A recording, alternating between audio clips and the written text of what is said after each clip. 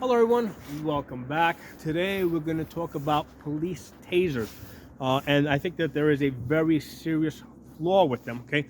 And the flaw is that they both look and feel like a real gun, okay? And there was a case that, in fact, there was a conviction that recently happened where a female police officer accidentally shot somebody who she only intended to tase. Okay, so this person, I think it was a young male, was being a genuine jerk. He needed to be stopped. Okay, she was a female officer, so she probably wouldn't have been able to grab him and wrestle him down to the ground. So she needed to she needed a form of she needed to stop him without shooting him, basically. Okay, and the taser was the way that she was going to do it. The problem is that when she went to get the taser, instead of getting the taser right off of her belt, she got the gun. And the situation is that the gun was probably here, the taser was probably back here somewhere.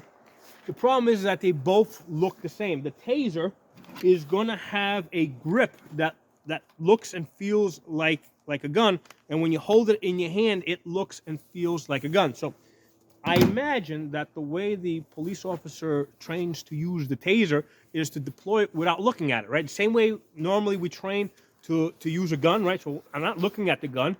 I pull it out, I go to full extension, and then I get my sights on target. Then I decide if I'm going to shoot it or not. At no point did I actually look at the gun to verify that this is a real gun or it's not a real gun. So I imagine that the procedure for deploying the taser is exactly the same. So in a highly stressful situation, right? Because here's the thing: she may have decided that this person didn't need to be shot, but clearly he was a threat where he needed to be tased, right? Or rather, she believed, and I don't think that's in dispute. It wasn't in dispute that this person needed to be arrested, needed to be apprehended and arrested. That's not the.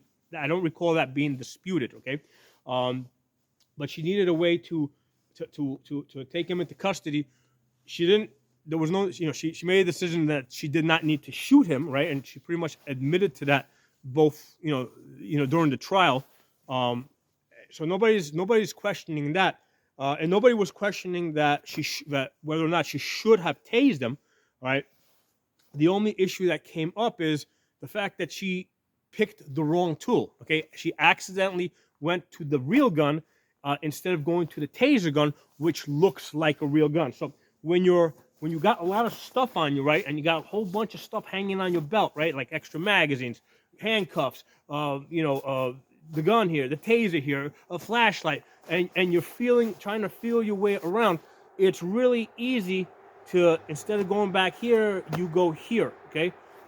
Especially in a stressful type of situation. So the problem there is that the taser is designed to look and feel like a real gun. So my suggestion is that the taser should not look like this, because like this activated with your trigger finger. The taser should be designed to, I don't know, I guess look more like a remote control that maybe you activate with your thumb, because when this, if I'm pulling something like this out, I'm gonna feel that this is different. I got a different grip on this. I'm not looking for a trigger. I'm looking to put my thumb on it.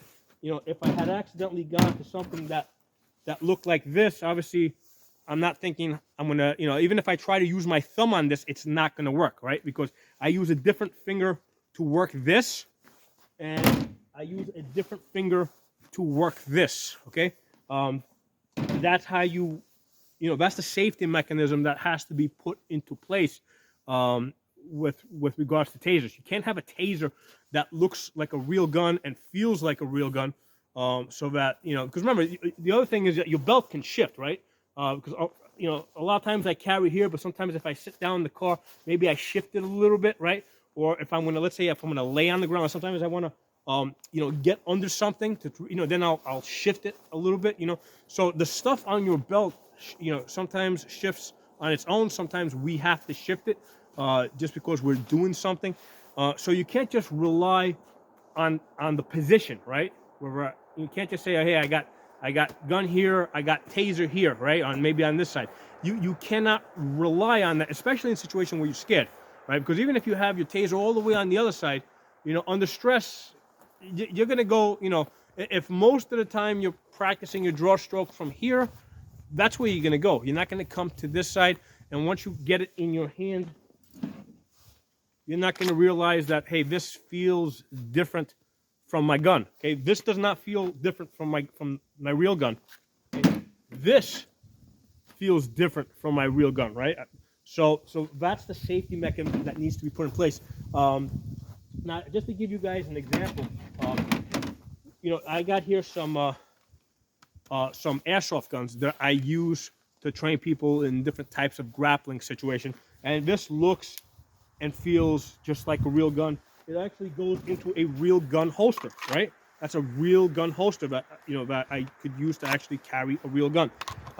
So this looks and feels too much like a real gun, right? And you can't just depend on the coloring, right? You can't just say, hey, this is clear plastic, this is obvious. No, you can't depend on that. But hey, look, this looks like a toy too, right? So you can't depend on that.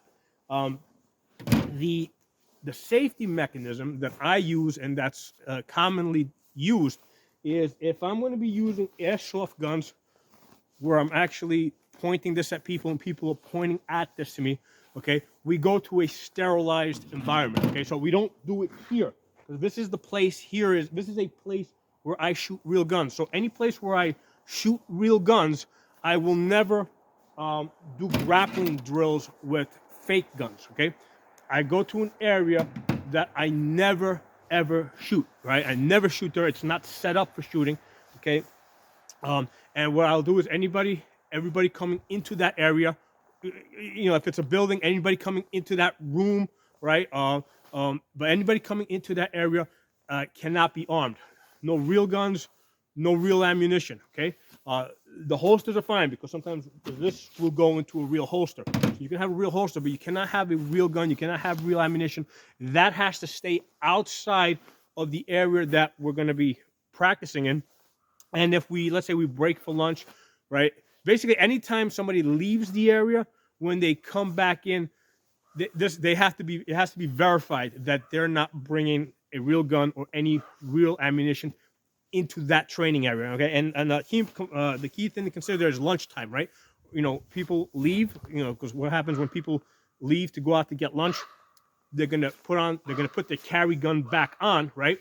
And then so when they come back, I have to be sure that gun is not on them. And there was actually a case here in my state, in my not in my immediate area, but in this general part of the state, there was a case where they were training with guns like this, and then they left for lunch or something, and then when they came back, they forgot to go through the safety procedure of checking to make sure that nobody had a real gun or any real ammo on them, and somebody was actually shot and killed in that training session. But it's not the first time I've heard of this. I actually heard of this way back when I first started training to become an instructor some 12 years ago. And not that it happened 12 years ago. It probably happened a couple of years, several years earlier. But I was, basically I was given the example, to be aware of. I was saying, hey, this happened so-and-so. If you're ever doing any gun grappling, okay, with these toy guns, where you're actually pointing guns at real people, right? Or people pointing, guns at you, toy guns at you, you have to verify that everybody in that area is unarmed, because at some point the accident's going to happen. Everybody's used to doing this, coming out, not looking, going to full extension. Nobody looks to see if the gun is loaded or not loaded, or if it's a real gun or if it's not a real gun at that point, okay? So if you're doing that kind of training, it has to be in a sterilized area. So the point I'm bringing this up is, with the tasers, they need a system in place to prevent this type of accident from happening. I can't even blame the cop because she was under stress. I mean, she did get a conviction. I didn't hear of what the sentence is going to be. I'm gonna guess that they're going to give her a very light sentence, and I'm also going to guess that she's going to probably only serve about half of it. And I'm not those of you following my channel, I'm not a police apologist.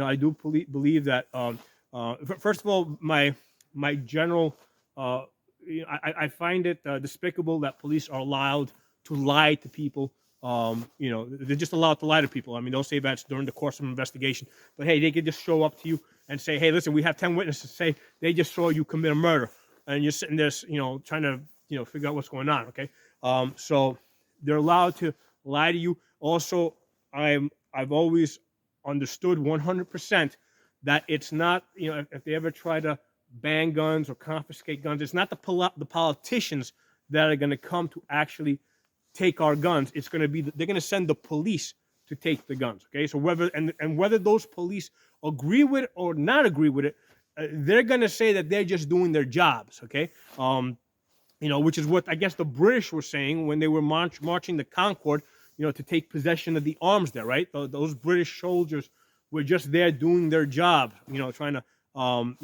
to take possession of the guns at Concord. Okay, so that's what they're going to say as well. There's very few police that are actually going to stand up for individual rights when it puts them at risk. Okay, most of them, even if they disagree, are not going to say anything.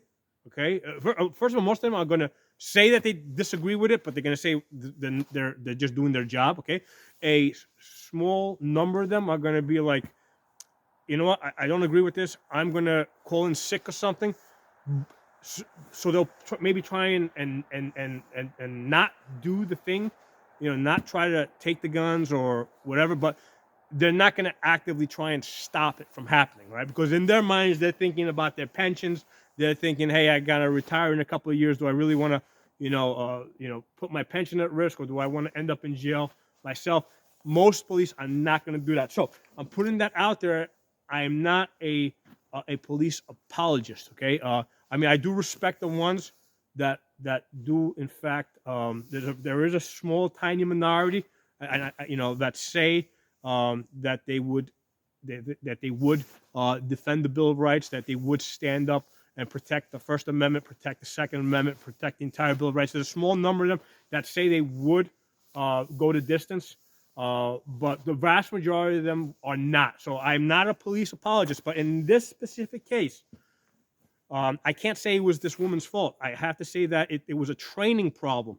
Okay, this was a training problem. It was set up in such a way that she, when she was feeling over here, she couldn't tell the difference between the fake gun and the real gun because they feel exactly the same. Okay, so that's a system problem. They need to correct that, and the solution is make the taser look like something else that you operate with your thumb. You know, a different finger, so that you don't mix the two up. So, hope you guys enjoyed this video. If you're not a member of my channel, subscribe. Hit the bell button so you get notifications. I'll talk to you soon.